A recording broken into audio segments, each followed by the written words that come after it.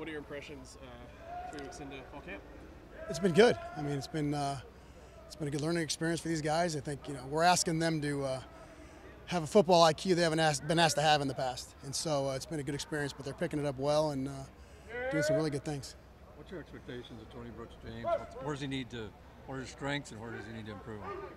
Well, I think being every down back, he's never been asked to be an every down back, and so we don't want to be in a situation where we're playing 4 and 5 guys a game. So if he can be that one guy, that'd be great. But I think being asked to be a leader and take a bigger role, both mentally and physically, in the offense, and he's done well. You see him as a guy who can take 18, 20 carries a game regularly? Absolutely. I mean, you want to find a guy that's hot and then roll with him. If you can, you don't want to be where you're just subbing by personnel or subbing by play. You kind of tip your hand when you do that stuff. We don't want to do any of that. So we'll see how they pick it up and kind of find a role for each guy if we have to. Do you have a defined 2 behind Tony right now? Say that again now? Do you have a defined second on the depth chart behind Tony? Well, we don't have a defined anything right now. I mean, they're all playing pretty well. They're all doing some really good things. And like I said, because we're asking them to have such a high football IQ, it just kind of it takes time. Once they get it, they got it. But we got to make sure they get it. So right now, they're all doing some really good things. With CJ being injured a little bit over the course of this fall camp, how do you think the other guys behind him have sort of stepped up, or guys that are kind of in that same realm as he is? Yeah, we've asked guys to take a lot of reps during fall camp, but that's just part of the deal. I mean, it's just you're never going to go through a season unscathed at that position, especially the way we're going to run the ball. So you want those guys to be able to step up and perform when their numbers called. So you feel comfortable with that depth? What's that? So how you feel comfortable? Yeah, with, I'm comfortable. Yes, absolutely. One more on Tony Brooks-James. I mean, how do you compare him to some of the backs that you've been with, and again, what is his strengths?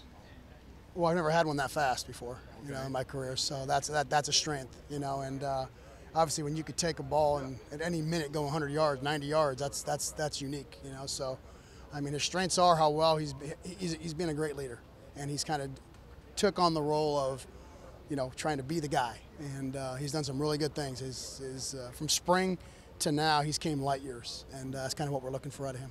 Is he the guy? I mean, are you convinced that he is your guy?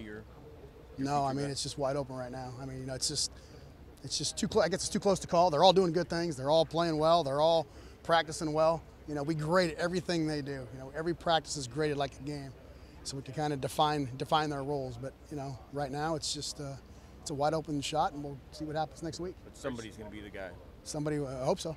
I hope so. We're starting to get a sense of how you're going to distribute the workload, the reps among the backs. No, you don't know that until you get into a game. If you have a hot hand, you're going to go with the hot hand. That's just the nature of the beast. But they all do some things well, and you want to find a guy who can grind it out for you and stay durable. And it's kind of what we're looking for right now. Who among this group has shown the biggest improvement over the course of fall camp from last year to this year?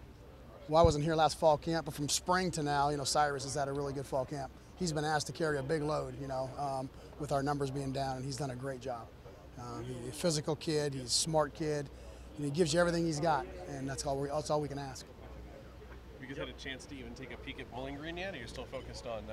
Sure. No, we have. Yeah, we have over the summer, and yeah, we have. What do you see?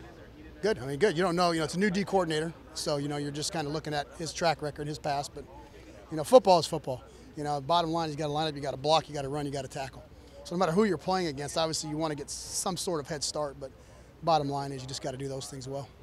Coach, everybody focuses on naming that starter, but can you see a situation where the versatility of 2 or 3 guys is such that you use them all quite a lot? Oh, absolutely, absolutely. It's like I said, it's a wide open race. I'm not really gun set on finding this is our guy.